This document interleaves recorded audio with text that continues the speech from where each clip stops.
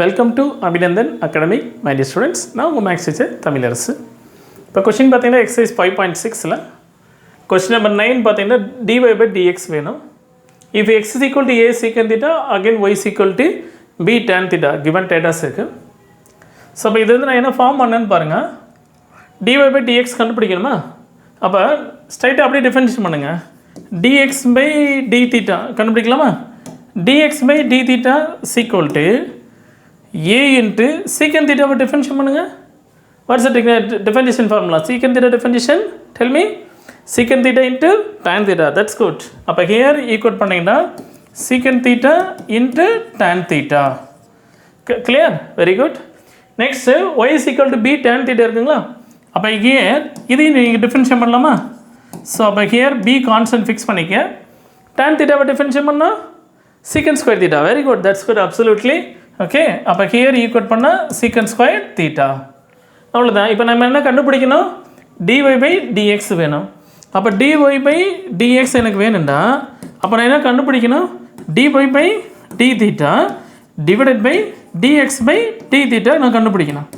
dy by d theta what's the value? b secant square theta. Is it clear? By dx by d theta what's the value? a secant theta into tan theta. Is it clear? a secant theta into tan theta. இப்போ எப்படி form பண்ணலாம்? ஒரு secant theta ஒரு secant theta cancel பண்ணிடலாமா? What remaining? அப்போ b secant theta divided by a tan theta.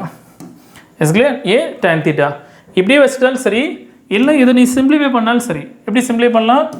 dy by dx is equal to b, okay, b by a அப்படியே இருக்கட்டும் அசீசலாக, b by a அசீசலாக இருக்கட்டும். secant theta எப்படி simplify பண்ணலாம்? 1 by cos theta எழுதிக்கலாமா? by tan theta எப்படி எழுதலாம்? sin theta by cos theta இல்லையா? sin theta by cos theta. கிளியர்னா? So இப்போ ஹியர் போக பண்ணிங்கன்னா இப்போ b by a 1 by cos theta into இது ரெசிப்ரோக்கலாக மாற்றிடலாமா? அப்போ what reaction? cos theta by sin theta. That's good. எது இதெல்லாம் கேன்சல் ஆச்சு? cos theta கேன்சல், அவ்வளோதான்.